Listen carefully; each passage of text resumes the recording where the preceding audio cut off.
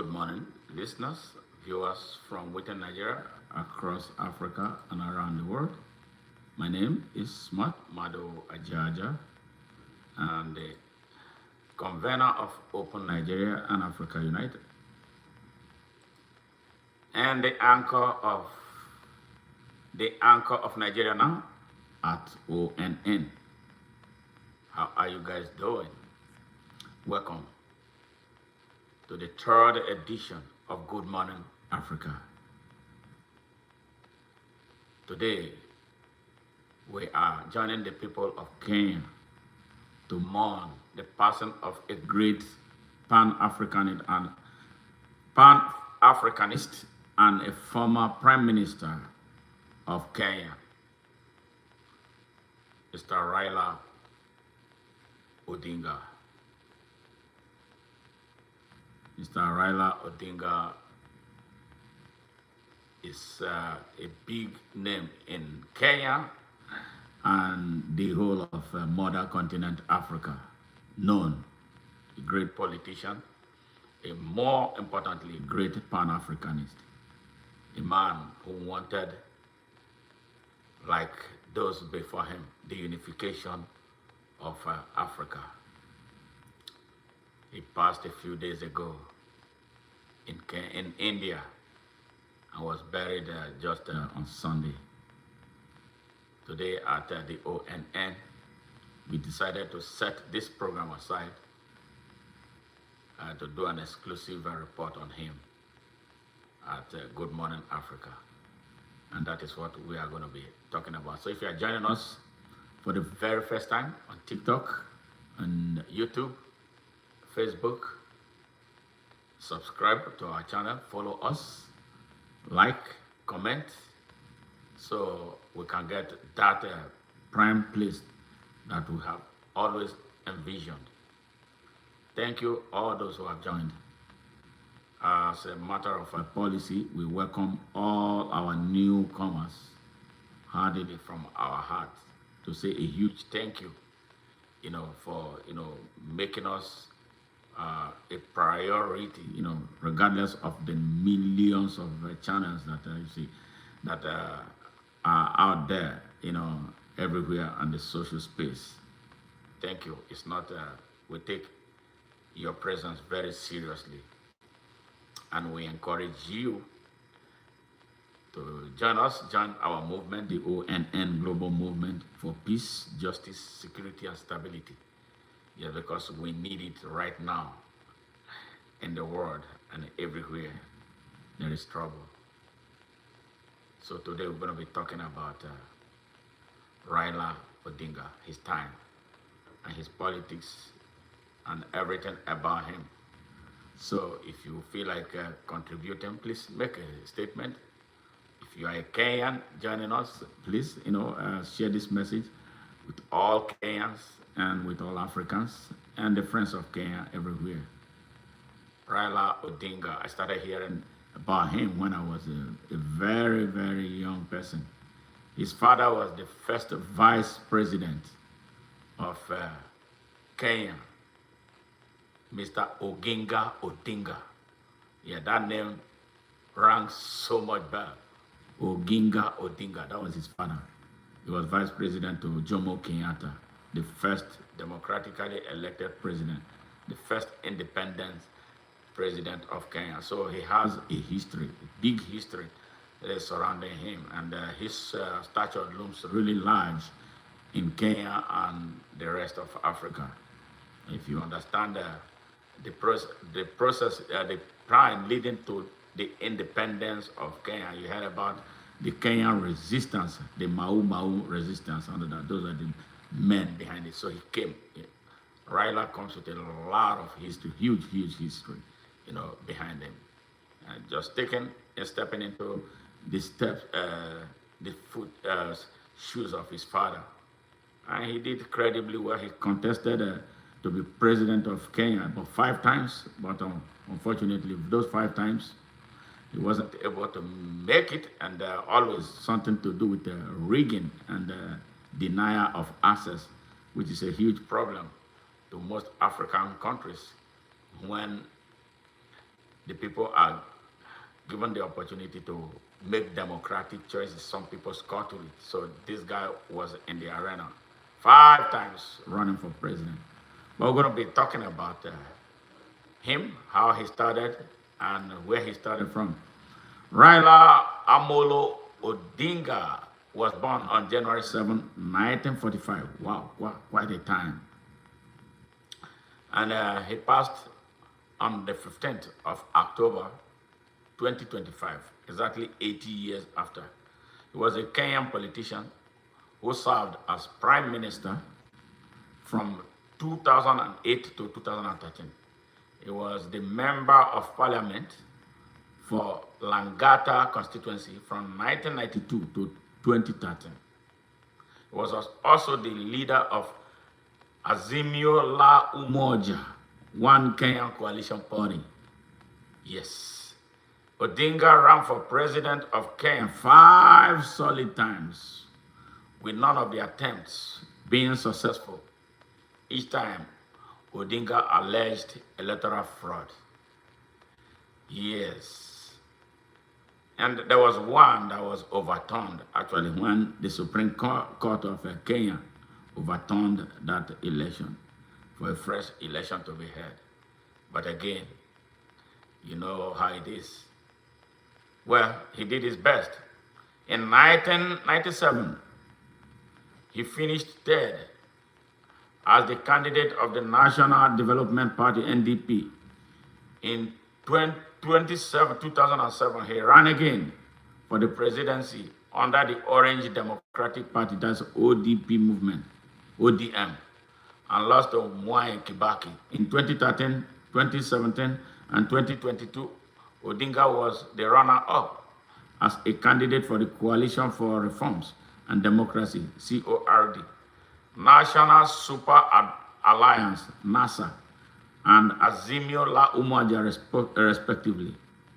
After his loss, he filed for a petition against President-elect William Ruto at the Supreme Court of Kenya.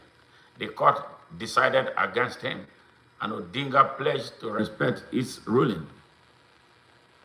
In February of 2024, he announced his candidacy for the African Union Commission chairperson, but was defeated by Mahmoud Ali Yusuf, and that was in February 2025 ballot. He would have been the best candidate, but you know how it is. The African Union is never a union for the African people. It has an African name, but the drivers are never Africans. It's an extension of a European Union. That is how sad it is.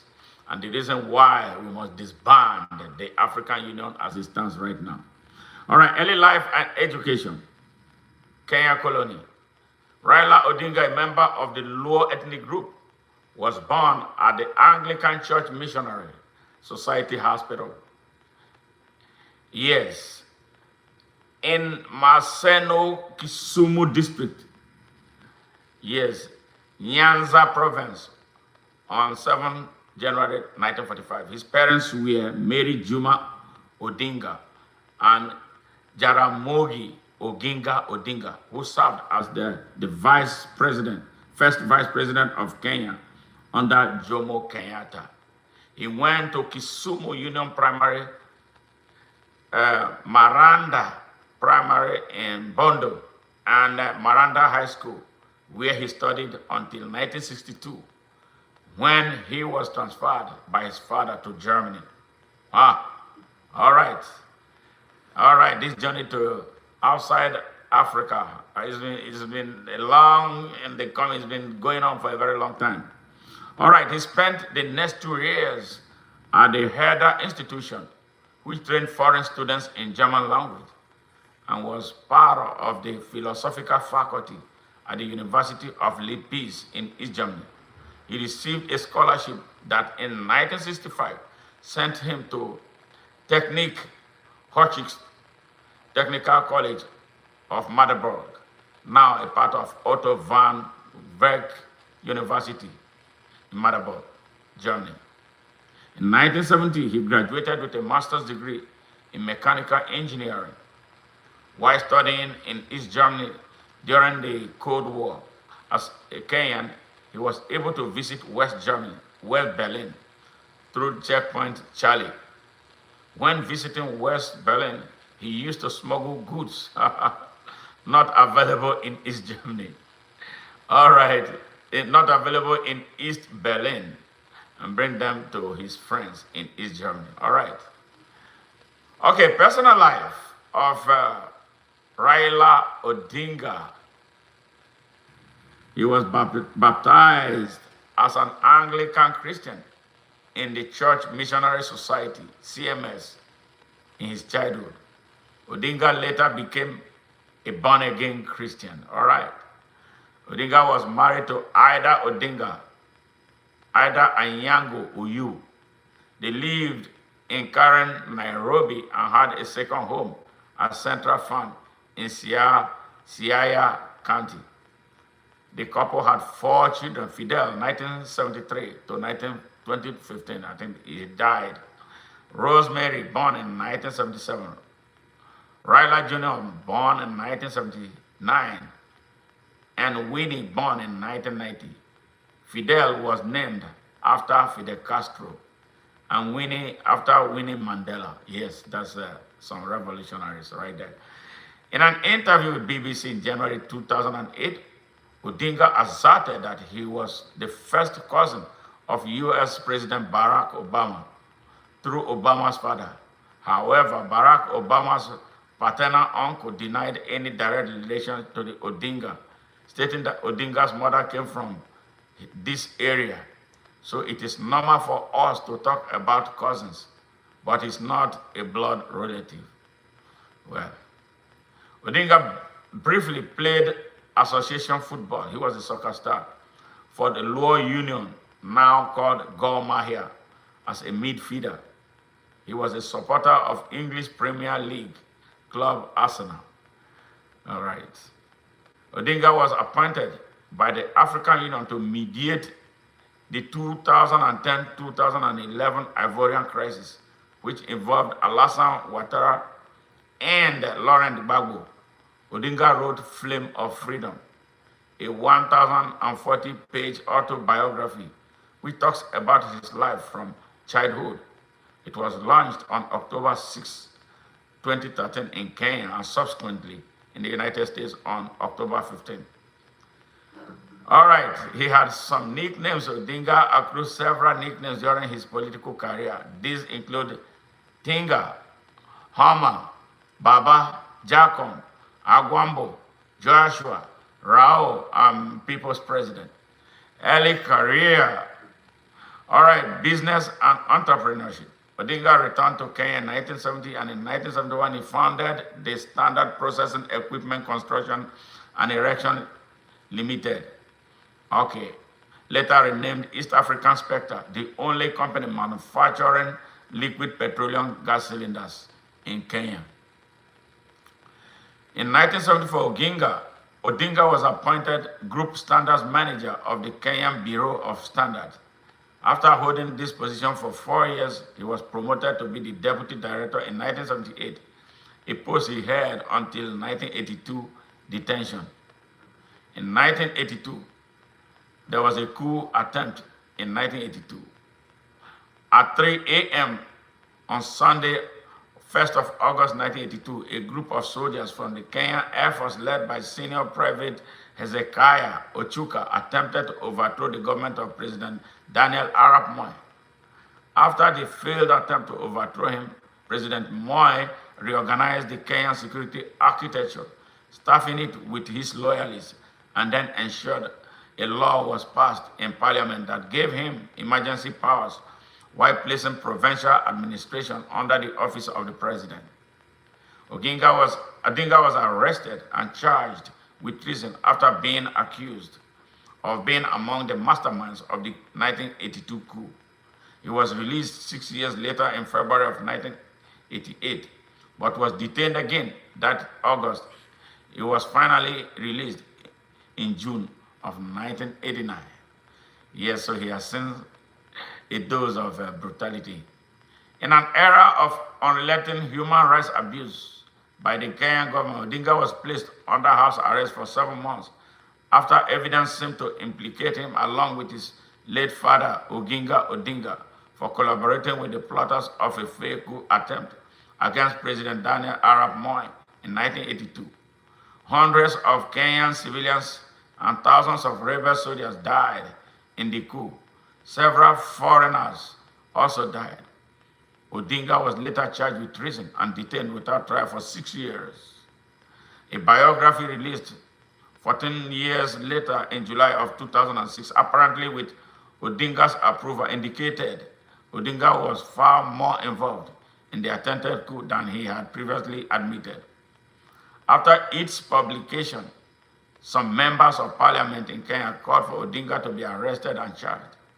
But the statute of limitation had already passed, and the information contained in the biography did not amount to an open confession on his part.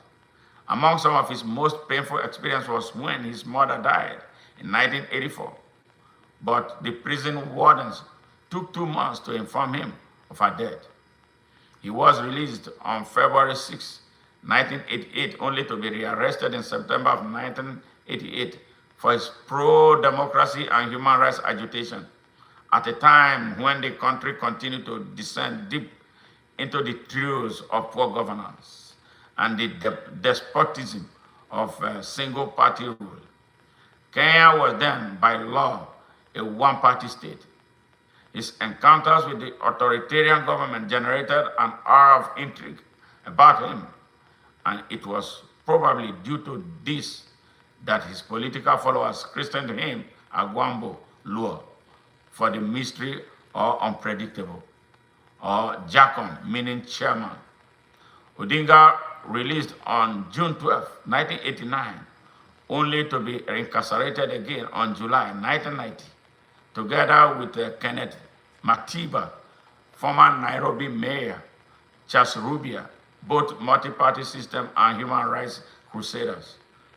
Odinga was finally released on 21st of June, 1991. And in October, he fled the country to Norway amid indication that the increasingly corrupt Kenyan government was attempting to assassinate him without success. All right. Whew, Africa, my Africa. All right. At the time of Odinga's departure to Norway, the Forum for Restoration of Democracy formed a movement formed to agitate for the return of multi-party democracy to Kenya was newly formed. In February of 1992, Odinga returned to join FORD, then led by his father, Jaramogi Oginga Odinga. He was elected vice chairman of the General Purpose Committee of the party. In the months running up to the 1992 general election, FORD split into FORD Kenya, led by Odinga's father, Jaramogi Oginga, and FORD Asili, led by Kenneth Matiba. Odinga became Ford Kenya's deputy director of elections. Odinga won the Langata Constituency parliamentary seat, previously held by Philip Liki of Kanu. Odinga became the second father of multi-democracy in Kenya after Kenneth Matiba. When Jaramogi Odinga died in January of 1994, that is his father, and Michael Wamala Kijana succeeded him as fourth Kenyan chairman, Odinga challenged him for the party leadership. The elections were marred by controversy, after which Odinga resigned from Fort Kenya to join the National Development Party.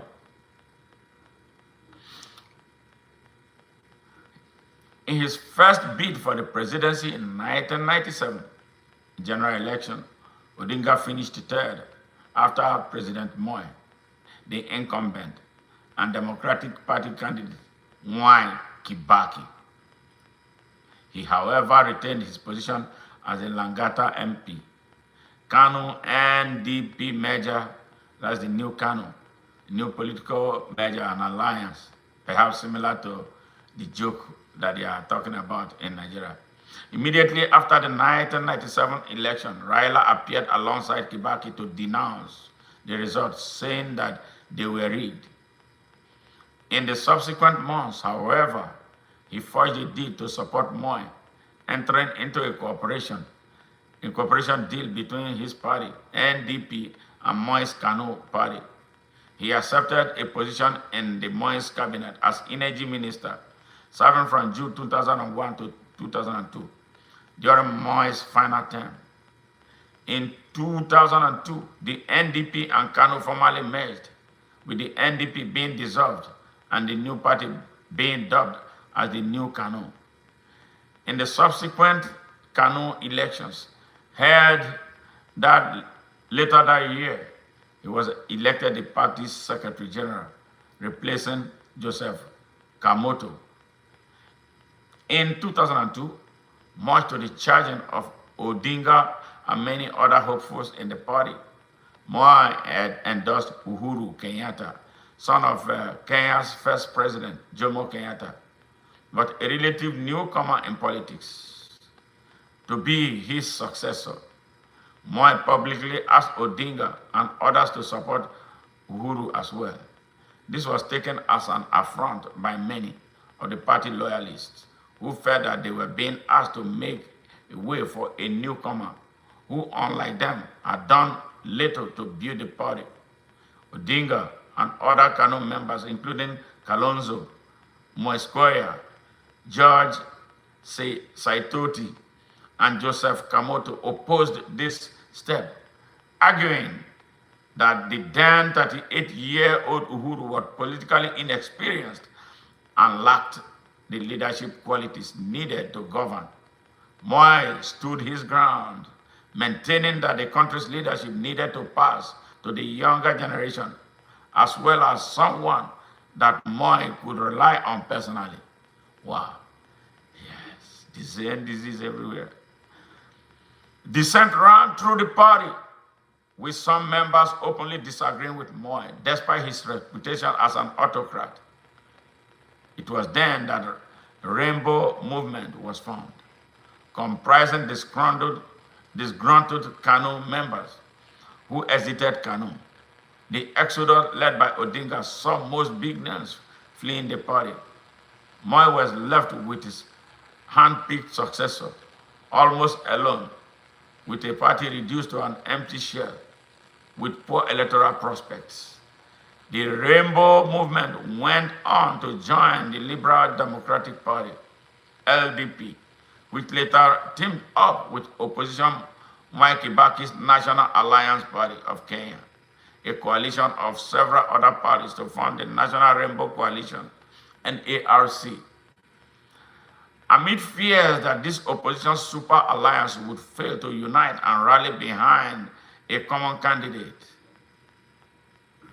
as in previous occasions, and thus easily hand victory to the government, Odinga declared Kibaki, Tosha, Swahili for Kibaki is sufficient, and an endorsement of a Kibaki ticket.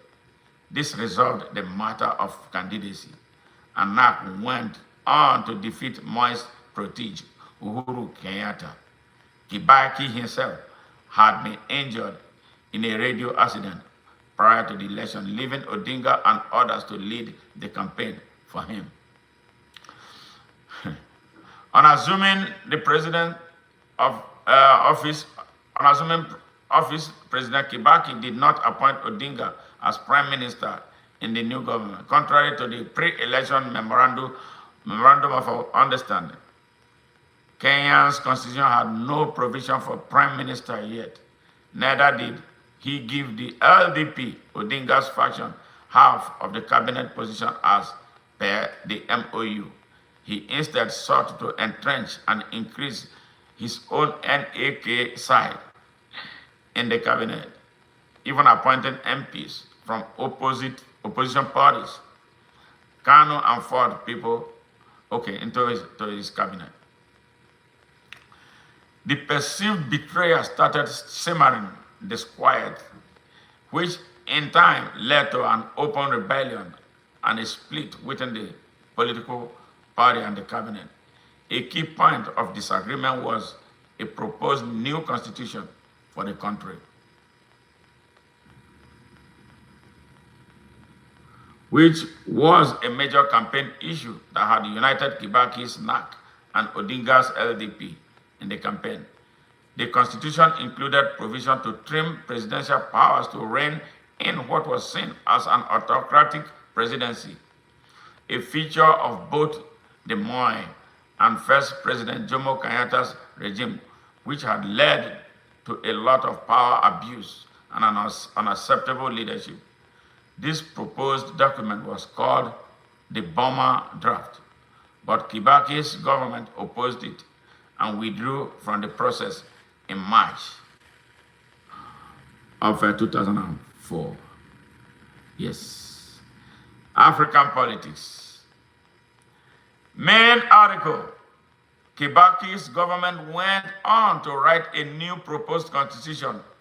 We had reduced role for parliament and the new prime minister, compared with the Burma's draft, instead retaining more powers for the presidency. All right, Odinga opposed this and went on to campaign with his LDP cabinet colleagues on the referendum.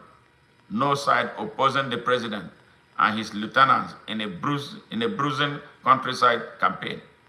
When the document was put to a referendum on 21 November 2005, the government lost by 57% to 43% margin. Embarrassingly for Kibaki, out of 8 provinces, only one central province where his tribe, the Kikuyu, are dominant, voted yes for the document, isolating his own tribe from the rest of Kenya and exposing his campaign as ethnic-based. In the aftermath of the referendum, Kibaki sacked the entire cabinet on 23rd of November 2005 when he was reconstituted. 2 weeks later, Odinga and several of his allies were not given a role, while many others from LDP group and FORD Kenya refused posts they were offered. Odinga led the formation of a new opposition outfit, the Orange Democratic Movement, ODM, and orange was the symbol for the no vote in the constitutional referendum. In January of 2006, Odinga was reported to have told police that he believed his life was in danger, having received assassination threats. Of course, the unconstitutional swearing in as people's president. All right. Having lost in the 2017 election to Uhuru Kenyatta and boycotted the rerun, Odinga had himself sworn in as the people's president, who admitted the oath as deported, while Odinga faced no consequences. The handshake. In March 2018, Raila and Uhuru had a political handshake intended to cool the political temperature in Kenya after the 2017 general election, the worst in Kenya's history, destroyed so many lives. The handshake resulted in William Ruto being sidelined in the government he formed with Uhuru Kenyatta, with Raila Odinga being elevated to the de facto deputy president of the Republic of Kenya. The handshake gave birth to the Building Bridges Initiative, alias BBI. Following the March 2018 truce between Odinga and President Kenyatta, the two commissioned a joint task force that would collect views from Kenyans and report their findings. After touring the country and holding consultation sessions, the team compiled and submitted the report to President Kenyatta at the State House in Nairobi on 26th of November 2019, which was followed by a public launch at the Bomas of Kenya the following day. The efforts of Kenyatta and Odinga to bring peace and cohesion in the country were applauded by several leaders locally and internationally, with the duo being invited to a national prayer breakfast, international lunch in Washington, D.C., USA in February of 2020. In 2022, the Supreme Court of Kenya upheld an earlier ruling made by the High Court stating that BBI was unconstitutional. Odinga was appointed High Representative for Infrastructural Development at the African Union Commission in 2018. He was relieved of his duties by the entity on 23rd of February 2023, the day after he incited his supporters to violence through mass action that ended a lot of lives. Many people were massacred in Kenya. On December 10, 2021, Odinga announced that he was eyeing a fifth stab at the presidency, putting an end to months of suspense after his surprise truce with President Kenyatta. His announcement was made while launching the Azimio la Umoja convention, which would be his vehicle to State House head at the Kasarani Stadium in Nairobi. Kenya nominated Odinga as its candidate for the chairperson of the African Union Commission in February of 2024. Odinga sought to harness Africa's natural and human resources to ensure prosperity. His priorities included advancing the African Continental Free Trade Area, managing conflicts, and enhancing Africa's global influence. On 15 February of 2025, Odinga finished as the runner-up, having been defeated by Yusuf Mohammed in the election for the chairperson of African Union, succeeding Chad's Moussa Faki, an idiot, total idiot. Faki was such an idiot. Yes, he worked for France. That's why we don't want this African Union anymore. The election held in Addis Ababa, Ethiopia, was decided by the member states of the African Union after 7 rounds of voting. Whoa. 2007, on July 12, 2007, with Kibaki's re-election bid drawing close, Odinga alleged that the government was withholding identity cards from voters in opposition strongholds with the intentions to skew the election in favor of Kibaki. He also claimed that the intended creation of 30 new constituencies was a means by the government to fraudulently engineer victory in the December 2007 parliamentary election. In August 2007, Odinga's own Orange Democratic Party Kenya suffered a setback when it split in two, with Odinga becoming the head of the Orange Democratic Movement, while the other faction, ODMK, was headed by Kalonzo Musyoka, who parted ways with Odinga. African politics. In September 7, 2007, the ODM elected Odinga as its presidential candidate in the National Delegates Conference, held at the Moi International Stadium in Nairobi, received 2,656 votes. The only other candidate who received a significant number of votes were Musalia Mudavadi with a 391 vote and William Ruto with 368. Earlier, Najib Balala had withdrawn his candidacy and endorsed Odinga.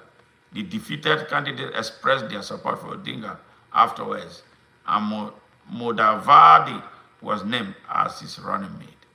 Odinga's bid for the presidency, however, failed when, after the 27 December presidential election, the Electoral Commission declared Kibaki winner on 30th December of 2007, placing him ahead of Odinga by about 232,000 votes.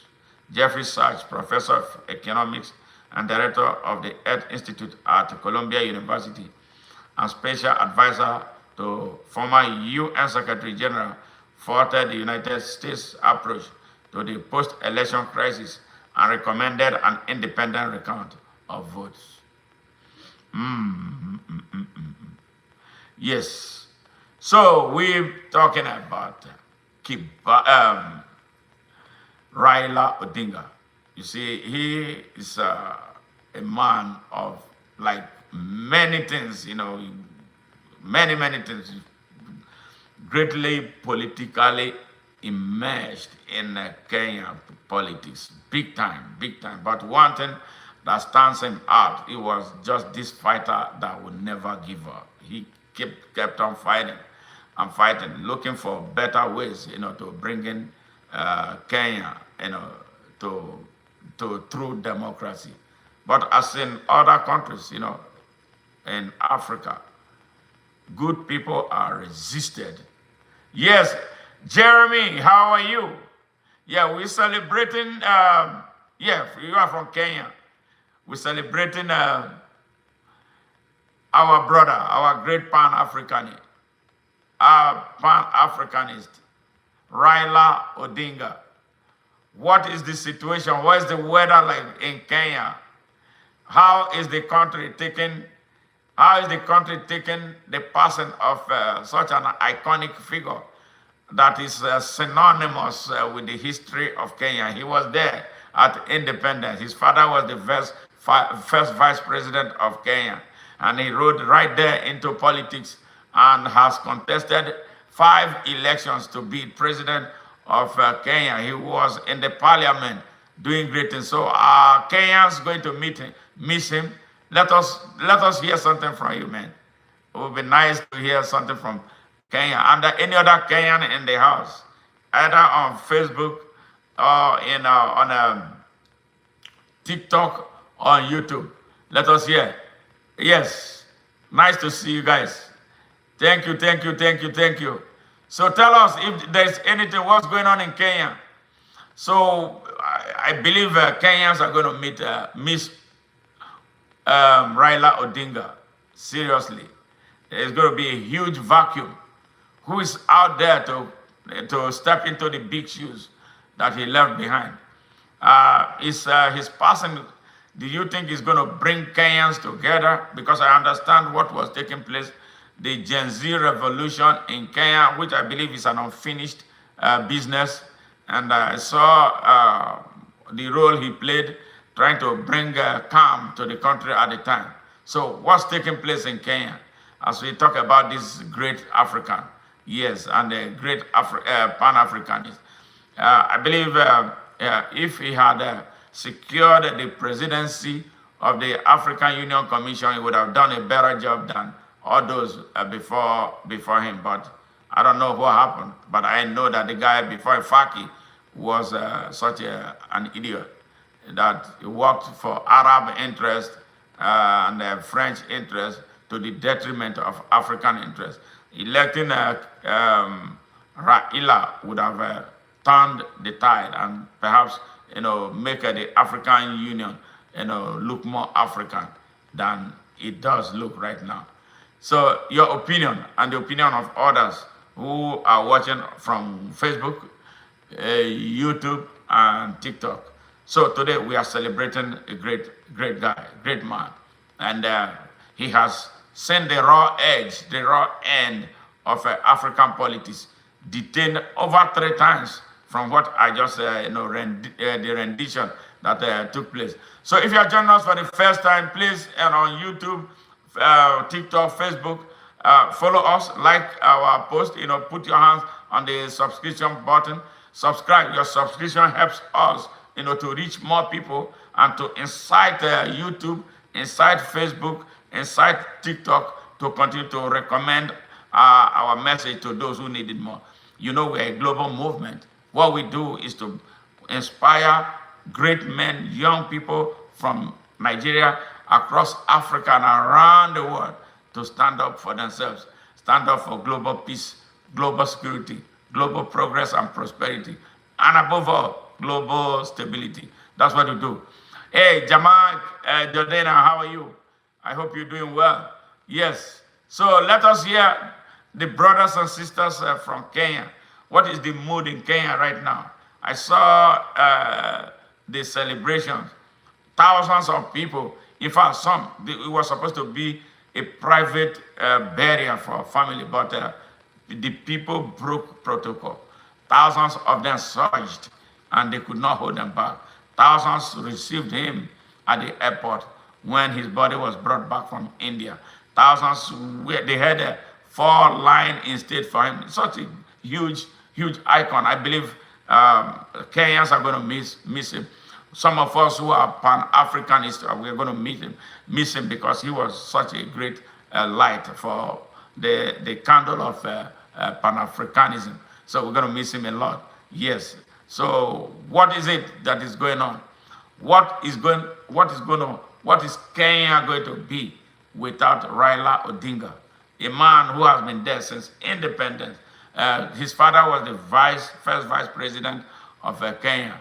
He rose and joined the politics, yes, after sojourning abroad, where he went to study and had a master's degree in mechanical engineering. Great guy. The guy was well. So what's going on? Yes, it's sad, right? I thought as much. And, the guy did so much. He challenged the system. It's so difficult to challenge the African system. So he has seen the rough edges, many detentions, many torturings, and many assassination plots and all that, because African political arena, their political environment is dangerous. Only criminals succeed in African politics. But that is what we must change right now. And I believe that Odinga had inspired so many Kenyans, and beyond the shores of Kenya, And one thing I know, his fighting spirit, every election since I grew up, Odinga was there. I believe he wanted to give something to his people. He wanted to serve Kenya. He did the best he could. He rose to become the Prime Minister of Kenya. But he did not get to that apex where he could have made that difference that he wanted to make. So now who is going to step into the shoes? Is any of his children a politician or somebody that really cared for the people? Because from what it looks like, he was an activist. He was a politician. Yes. So we heard so much about him. And his resume is so massive. You can't even read all. So we're going to take as much as we can, just about this great man. Yes. This guy is huge. This guy is huge. Massive. Let me see. This guy is massive. You can't. Yes. Wow. Yeah, the next presidential election in which Odinga was to run was the 2013 March poll involving Kibaki's handover of power. Uncertainty loomed over Odinga's main rivals, Uhuru Kenyatta and William Ruto, who had both been indicted by the ICC, of The Hague, for their alleged role in the 2007 election violence. Yes, despite their pending cases, the duo had been nominated by the Jubilee Party, with Uhuru as presidential candidate and Ruto as a running mate. A Sinovate survey released on October 2012 found Odinga to enjoy a leading 45% approval rate against Uhuru and Ruto. To contest the election, Odinga's ODM joined Kalonzo Musyoka's Wipers Party and Moses Wetangula's Ford in a coalition known as CORD, a coalition for reforms and democracy. Many coalitions. Kenya is a complex country politically, very, very complex. Their opponents were a coalition known as the National Alliance, consisting of Kenyatta's Jubilee Party, Ruto's United Republican Party, NACS, now headed by Charity Ngilu, and Najib Balala's Republican Congress. Oh my God. Yes. A number of Western countries were not in favor of Uhuru and Ruto's candidacy in view of their pending ICC cases and association with the crimes against humanity. Former UN Secretary General Kofi Annan voiced his reservation, as did former US Assistant Secretary of State for African Affairs, Johnny Carson, who cautioned against the election of Uhuru Kenyatta and William Ruto. It turned out to be a disaster. It turned out to be a disaster. Uhuru Kenyatta and Ruto, they are supposed to be in jail, serving punishment for their crimes against humanity. Thousands of Kenyans died because of their violent approach to politics. But how they escaped prosecution is still what we don't understand. Was it Obama that did it, that the two of them were not prosecuted for the massive crime against humanity that they committed? So they were those ones who robbed Raila Odinga the opportunity of rising to become the president of Kenya. Yes, the best president that Kenya never had. Kenya, looking at Kenya politically, with all the many different types of political parties, Kenya, I believe, is just about the same thing like Nigeria, a country of mess that is being dwarfed by criminals in politics, a country that will prevent the best from emerging, a country that will put the criminals in power, like we have in Nigeria. Bola Ahmed Tinubu, a drug dealer, certificate forger, an identity thief, yes, paired by a terrorist, Kashim Shettima, and then with a Minister of Defense, Dr. Bello Matawale, a terrorist, yes, with a National Assembly populated by all criminals, yes, at the lower and upper house, with all the state governors, criminals, yes. How can a continent move forward like that? The same thing that is happening in Kenya. Ruto is it's a devil reincarnate. Looking at the children he murdered, children who came out to express their rights, yeah, to voice out how they feel about how they are being governed. Well, I don't know. He said, pray for Kenya.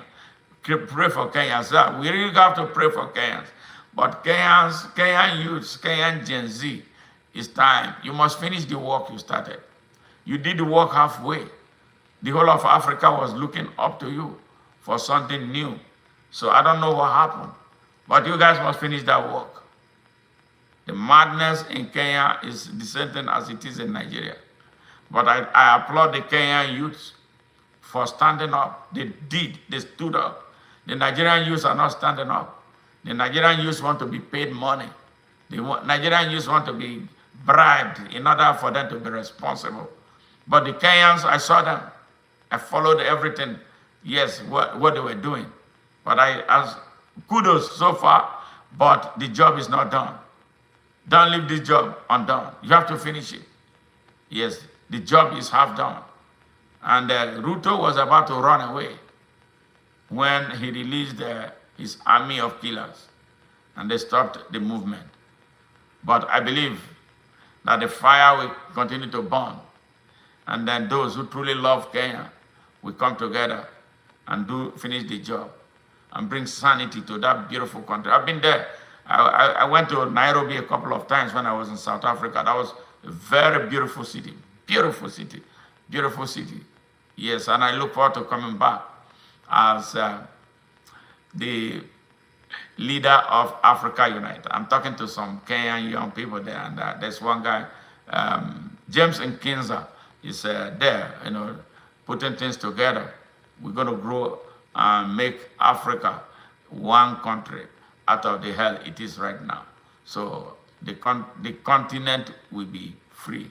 So it is going to take this generation. So coming back to Raila Odinga, he did his bits. He paid his price. And he went through so much for the liberation of Kenya. So I believe that there are more Kenyans, detribalized Kenyans. I don't want to hear tribal Kenya. I want to see young Kenyans who love their country, regardless of anything, who take the country as their country, who will not be victims, yes, who will not default as always, as it is with Africa, where everybody will be talking about their tribe and nobody talking about the country. I want to see young Kenyans who will be advancing a cause for Kenya and not Luo, not Kikuyu, not Kalenjin, but Kenya, one Kenya. That's what we are looking for.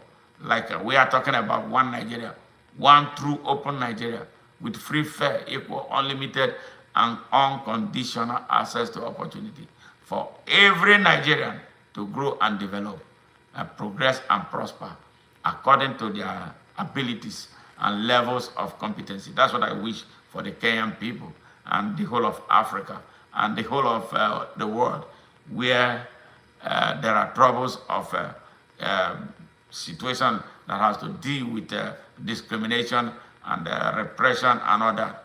So that is what it is. We are so happy to have been able to do this and to celebrate an iconic figure. Yes, somebody I personally respect. The reason is because I've been hearing from childhood, I've been hearing about Raila Odinga, Raila Odinga, Raila Odinga. Every election, he was there. Yes. I don't think he was a corrupt person. I've never read anything that has to do with corruption about him. I guess that's why I am inspired to speak, about him this time. Otherwise, I won't waste my time. He was an activist. He was on the other side. He was on the side of the people. But usually, when you're on the side of the people, the systems don't like you. And that is exactly what is happening.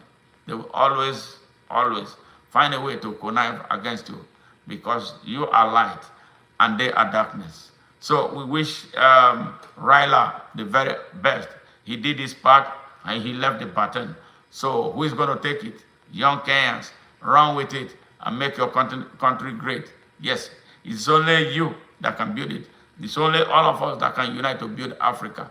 We want to see more Pan-Africanists coming out from Kenya so that when we come and decide for the unity of Africa as envisioned by Kwame Nkrumah, Sekou Toure, yes, all the foundational members, those who wanted the good of Africa, so that when we come together, the job will be done and done seamlessly. Thank you very much for listening.